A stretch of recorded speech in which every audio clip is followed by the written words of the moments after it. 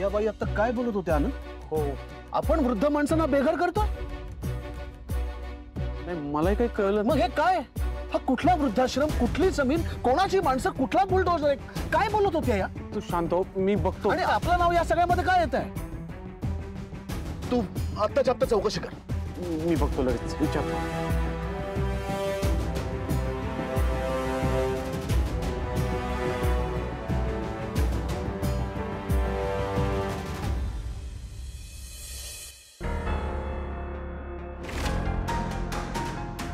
अरे वा, आलीस का नंदू? का ग आज उशीर का झाला तुला? हद्द झालीये, हद्द झालीये बाबा. आजपर्यंत आपण या माणसांशी समजूतदारपणे वागलो ना, इथेच चुकलंय आपलं. आज ते जे काही वागलेत ना, त्या गोष्टीला क्षमाच असू शकत नाही. इतकी नीच पातळीला जाऊन माणसं कशी वागू शकतात? आणि दाखवताना दाखवायचं की हे जगातले सगळ्यात मोठे दानशूर आहेत. काय झालंय? कोणाबद्दल बोलतेस? कुणाबद्दल? समर राजवाडे. ताई तुला चिडचिड करायला काय झालंय? आता समर सरांनी काय बिघडवलंय तुझं?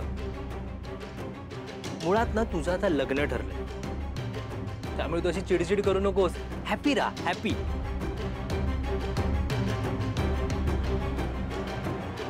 आणि ताई हे बघ, मुळात ना तू आता समर सरांची भांडायला वगैरे वेळच काढू नकोस. तुला वेळ काढायचा आहे ना, तू एक काम कर, तू आता प्रतीकशी बोलायला वेळ काढ ना. त्याच्याशी भांड, म्हणजे कसं तुम्ही दोघं एकमेकांना ओळखाल. उगाच दुसऱ्यांना काय इन्व्हॉल्व करताय मध्ये? बरं, ठीक आहे.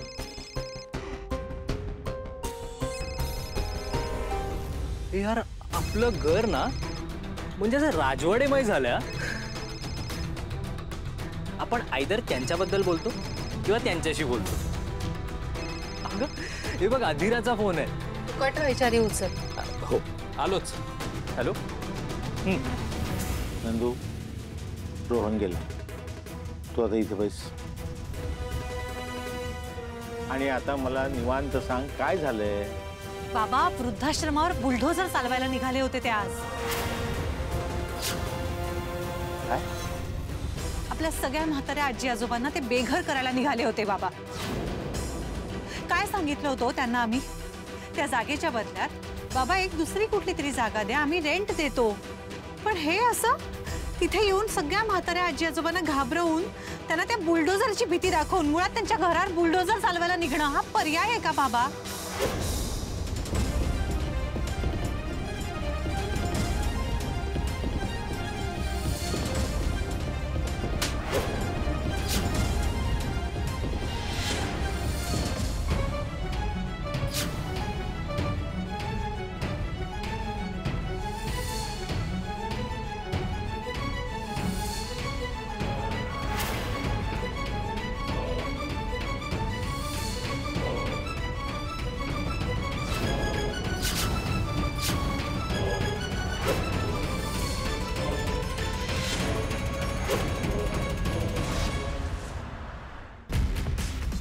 काय कळलं? काय?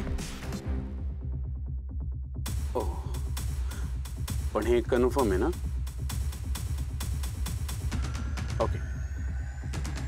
काय झालं? हे सगळं अंशुमनने केलंय. काय?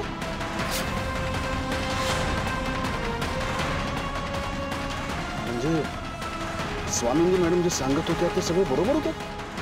हो, पुढचे पण त्यानेच पाठवला. मग यात माझं नाव पुढे येतंय का? स्पेसिफिकली तुझं नाव येतं असं नाही म्हणाले ते, बट ऑफकोर्स रायवाडेंचंच. दादा, आपल्या आजोबांनी जी जमीन लीजवर दिली होती त्याचे डिटेल्स. लीज पिरियड संपून 10 वर्ष होऊन गेले, अजूनही ती जागा रिकामी झालेली नाहीये. मला जमिनीचे ओरिजिनल पेपर्स आणि छोटा मॅटर आहे, तू नको लक्ष देऊ. 50 वर्ष त्या जागेवरती कोणीतरी राहत असेल ना? कोणीतरी राहत असेल तर मग सोडून देऊया. एक मुलगी आहे, ती हक्क सांगायला लागली आहे त्या जागेवर.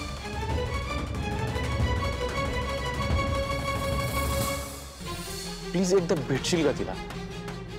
अजिबात नको दादा, काहीही गरज नाही. एक नंबरची थापाडी मुलगी आहे ती. दादा, ही तीच मुलगी आहे जिला आपली जमीन हडप करायची आहे. तू तिला भेटू नकोस. घोळात घेईल ती तुला. साम दाम दंडभेद चाललंय तिचं. मोर्चा झाला, आई वडिलांना अडकवून झाला, तर रडण्याचं नाटक करते. तू एक काम कर, तू त्यांच्याकडनं पहिल्यांदाच जमीन ताब्यात घे. माझा पूर्ण सपोर्ट आहे तुला. आजच्या आज जमीन खाली व्हायला पाहिजे. खाल्ली ना माती शेवटी. एक सांगितलेलं काम तू अक्कल आहे का तुला अंशुमन? चांगली हातात आलेली संधी वाया घालवलीस. मॉम, माझा प्लॅन फुल प्रूफच होता. अरे बा, माझी कुठे शिंकली? स्वानंदी सरपोतदार पुन्हा एकदा मध्ये आली. सगळी तयारी झाली होती. त्या वृद्धाश्रमावर बुलडोजर चालला असता, सगळं जमीन दोस्त झालं असतं, तो टॉपिक कायमचा संपला असता. आपली माणसं तिथे होती, त्यांनी त्या म्हाताऱ्यांना काही करू दिलं नसतं. पण अचानक ही स्वानंदी कुठून आली आणि तिने तो बुलडोजर चालवूच दिला नाही.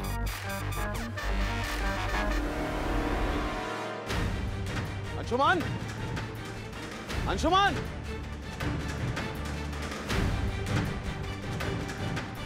अंशुमान. समर,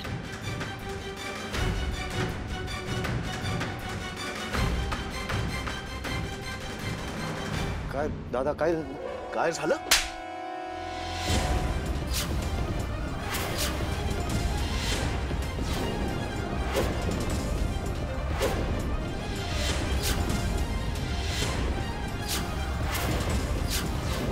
त्या वृद्धाश्रमावरती बुलडोजर चालवलंस तू?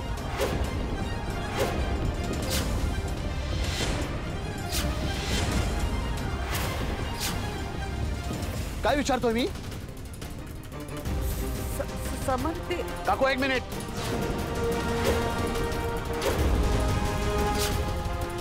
याचं उत्तर अंशुमन द्यायचंय.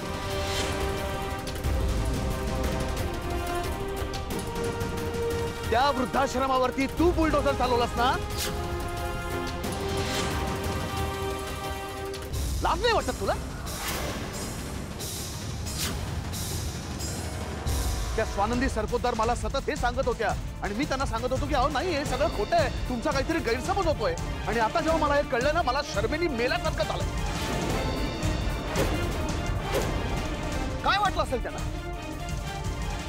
की मी खोटारड आहे, मी लपवतो गोष्टी?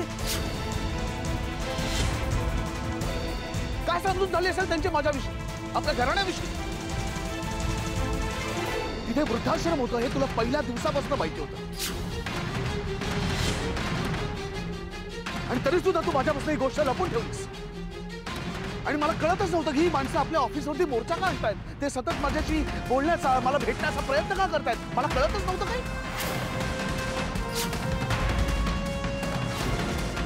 मी जेव्हा तुला विचारलं, मला म्हणालास लक्ष घालू नकोस, मी हे बघीन सगळं माझ्या पद्धतीने, मी सॉल्व्ह करीन सगळं. हे असं सॉल्व्ह करणार होतास तू?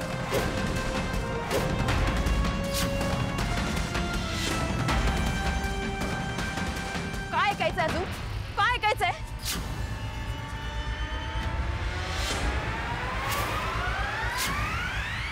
शुभम, त्या घरात मी लग्न करून जाणार आहे. त्या माणसाची तू असं बघतोस? What were you thinking? तुला माझं लग्न मोडायचंय का? मोडायचंय का तुला माझं लग्न? सांग. मीरा, बस. अरे पण दादा, शांत. मी बोलतोय त्याच्याशी.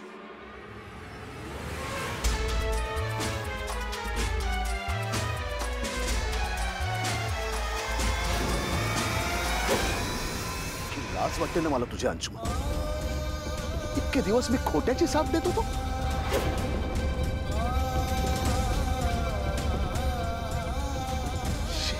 नाही दादा, एकदा ऐक ना दादा. दादा प्लीज एकदा ऐक. सोड दादा, एकदा ऐकून तरी. दादा, मी पाया पडतो तुझ्या दादा.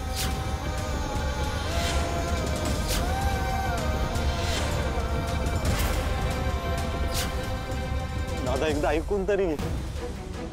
बघ, तू एक काय 10 काना खाली मार, चालेल मला. तुझा हक्क आहे, तू माझा मोठा भाऊ आहेस.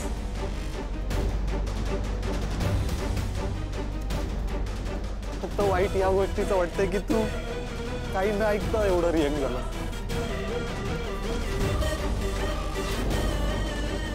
एकदा माझं ऐकायचं तरी होतंच. हे बघ दादा, कुणीतरी तुला माझ्याबद्दल खोटं सांग आणि जसं तुला वाटत होतं ना की स्वानंदी सरपोतदारला ती जागा बळकवायची, तसं मलाही वाटलं दादा. जसं तू बुलडोजर पाठवला नाही तसं मी पाठवला नव्हता दादा. आणि खरं आहे की ती जमीन आपली आहे, त्या जमीनचं लीज पिरियड संपून 10 वर्ष होऊन गेली तरी ती लोक तिथे आहेत अजून, पण म्हणून मी काही इलिगल वागलो नाहीये दादा. चूक माझीच आहे की मी आपल्या कर्मचाऱ्यांवर अतिविश्वास ठेवला आणि त्यांनी माझ्या परस्परी अशा गोष्टी केल्या. दादा, यात माझं नाव गौरवलं जातंय दादा. खरंच मी नाही काय केलेलं दादा. प्लीज माझ्यावर विश्वास ठेवला.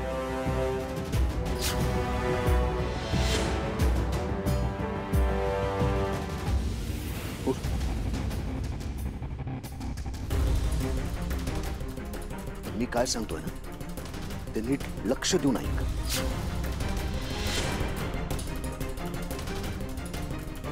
आपल्या आदिराचं ज्या मुलाबरोबर लग्न ठरलंय रोहन, त्याची बहीण स्वानंदी, ती त्या वृद्धाश्रमात जाते काम करायला, तिकडच्या माणसांना मदत करायला. आणि ती जर काही चुकीचं वागत नसेल तर आपण देखील त्यांचा आदर केला पाहिजे, सन्मान ठेवला पाहिजे. कळतंय? समर, अरे त्या स्वानंदीमुळे आणि तिच्या फॅमिलीमुळे आपल्या घरात वाद होत आहेत, हे चांगलं आहे का? हे सगळे वाद त्या वृद्धाश्रमामुळे होत आहेत ना. बस यानंतर मी एक गोष्ट ठरवली. आजी, ती जागा मी त्या वृद्धाश्रमाच्या नावे करून देणार आहे आणि हे फायनल.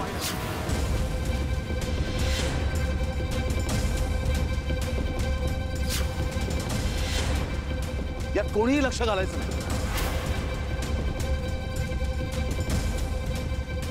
कोणी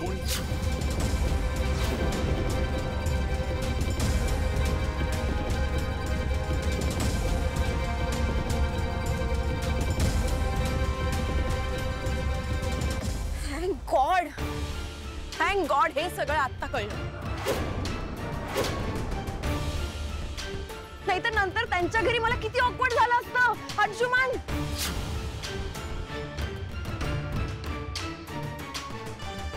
तू हे सगळं केलं नसशील तर ओके, पण तू जर हे सगळं केलं असशील ना तर गाठ माझ्याशी आहे. Stay away from that place.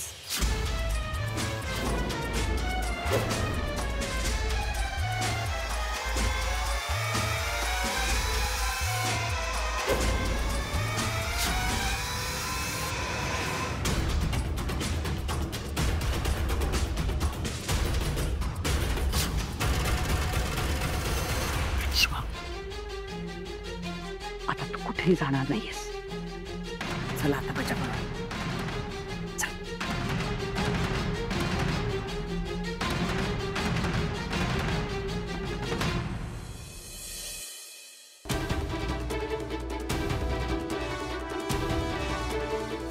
तुमचा खरा चेहरा आहे ना तो दिसलाय मला समर सर. हे असं सगळं वागून आमच्याशी मैत्री करायचा प्रयत्न करू नका, कारण जे वागून ठेवलंयत ना ते इतकं भयंकर आहे की त्याने फक्त शत्रुत्व वाढणार आहे तुमच्याशी आमचं. आमच्या वृद्धाश्रमातल्या एकाही म्हाताऱ्या माणसाला त्रास झाला किंवा एकाच्याही केसाला धक्का जरी लागला ना तर तुमची गाठ माझ्याशी आहे. हे सगळं अंशुमनने केलं. स्वानंदी मॅडम जे सांगत होत्या ते सगळं बरोबर होतं. हो, बुलडोजर पण त्यानेच पाठवला होता. काय दादा, काय झालं?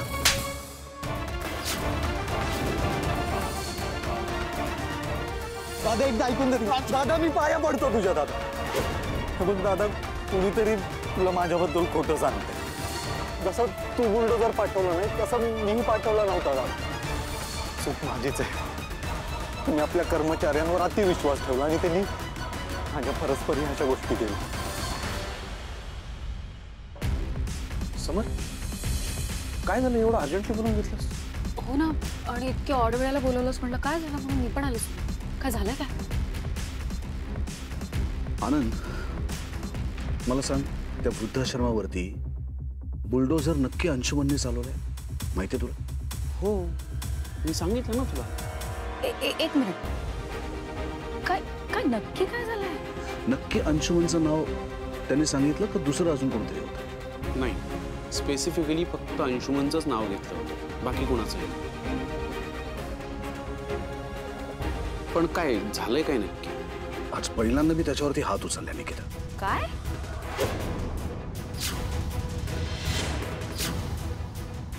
हो, राग आला मला या गोष्टीचा. माझा राग नाही कंट्रोल झाला आणि मी अंशुमनवरती हात उचलला. पण मग मला सांग, काय म्हणाला तो? त्यानेच केलंय नाही सगळं? अंशू मला म्हणाला त्याला काहीही माहिती नव्हतं. त्याला वृद्धाश्रम तिथे आहे हे देखील माहिती नव्हतं. समर, म्हणजे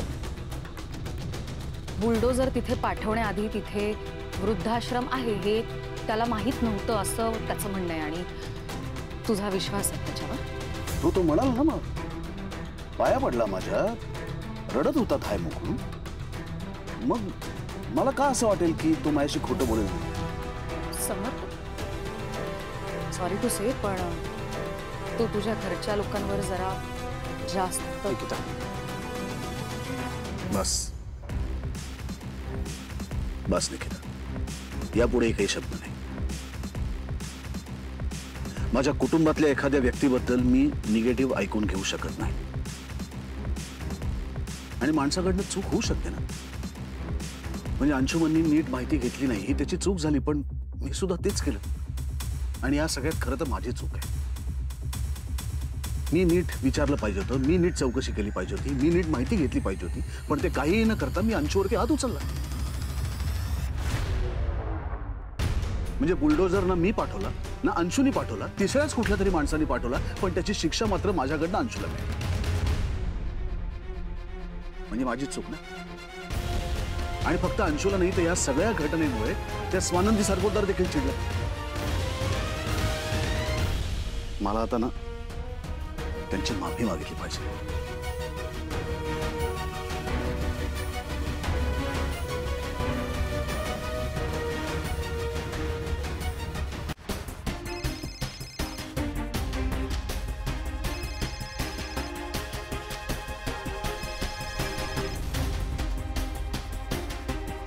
बोला. हा, नमस्कार. मी मला बोलायचं होते 2 मिनिटं. ऐकते, बोला. सॉरी, आमच्याकडनं खरंच खूप मोठी चूक झाली. आम्हाला त्याच्यासाठी माफ करा.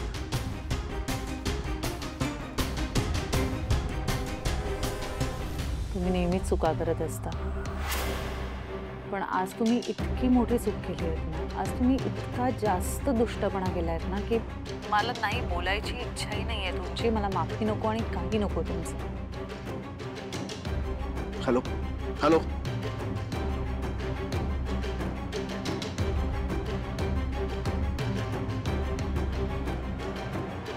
फोन ठेवला ते नाही.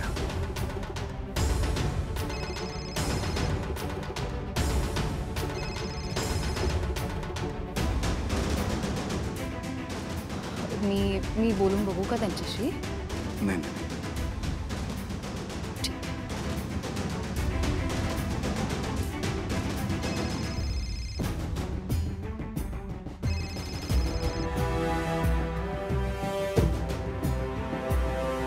ते आता माझा फोन देखील घेत नाहीये. आनंद, एक काम कर, उद्या आपल्या लीगल टीमला बोलून घे ऑफिसमध्ये. मला त्या वृद्धाश्रमाचा एकदाच काय तो सोक्षमोक्ष लावायचा. ठीक.